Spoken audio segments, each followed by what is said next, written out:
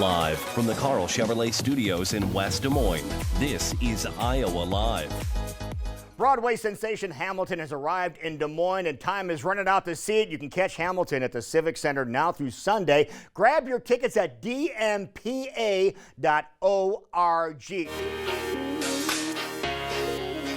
You know what else is arriving in the Des Moines area here coming up in the next couple of days? The world of Outlaws. And one of the Outlaw superstars joining us on Zoom right now, Carson Macedo. How you doing, my friend? Doing well. How about you? Good. We are so looking forward to the world of Outlaws at Knoxville Raceway Friday and Saturday night. How excited are you to come back to this venue? Yeah, I think you and I both. I mean, Knoxville's a staple place for us. It's one of the best tracks in the country, and to look at the weather and see that it's going to be 85 and sunny is a breath of fresh air. So Knoxville always puts on a good show. It's an incredible venue, and we look forward to coming to Knoxville every year. It's one of the best tracks on our schedule for sure.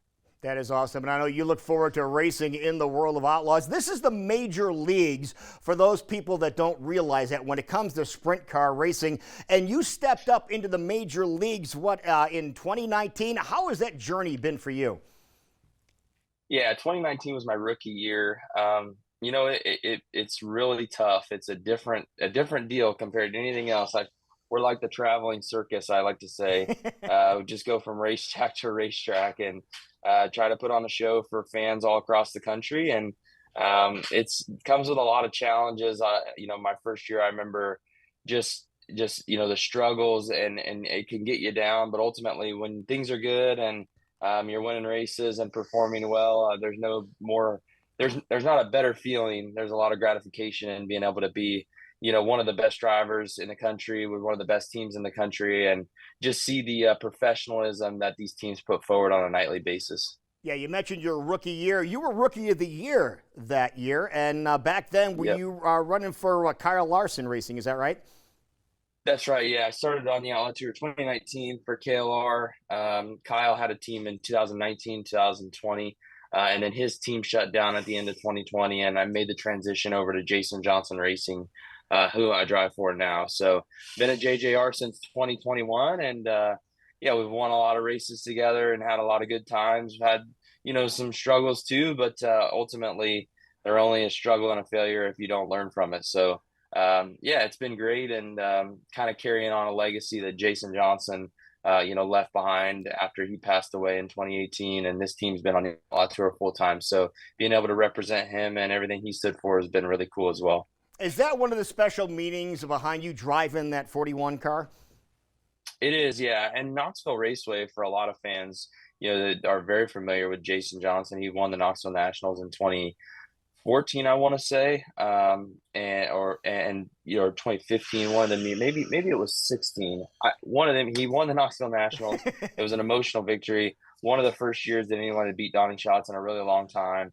And right. So a lot of people that are familiar with Knoxville Raceway know a lot about JJR and everything that we're kind of trying to carry on with his legacy. Yeah, I think that was because I think we were there when that happened, and that was one of the biggest things that people were celebrating is that they beat Schatz. Yeah. It's like the beating the big bad wolf. Donnie had won so many years in a row. I never forget when Jason took the lead. You could actually hear the crowd over the sound of the engines, which is pretty incredible. So you don't see that every day. And you've done very well at the Nationals. Let's tell everybody about how well you've done at Knoxville Nationals. Yeah, so I think my best run at the Nationals is fourth. We've had a lot of speed. We actually were battling Kyle Larson for the lead there, or we had gotten close to him at the halfway break last year. Just made some adjustments and kind of went the wrong way after the 25 lap break. But I actually raced the car after Jason had his accident in 2018, and I think I ran fifth or sixth that year. Knoxville's been good to me. Had some success there, won some races there. And had some good runs. It would be probably one of the biggest accomplishments in my life if I could win the Knoxville Nationals. So just got to keep doing the things behind the scenes to be prepared enough to give myself a shot at winning that someday.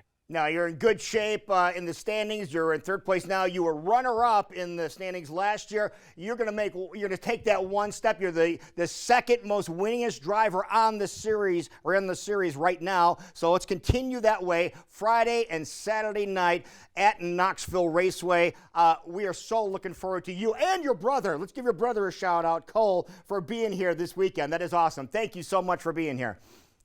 Heck yeah, thanks for having me on. It's been incredible, and I hope to see everybody at the Knoxville Raceway this weekend. There you go, folks. KnoxvilleRaceway.com for more information.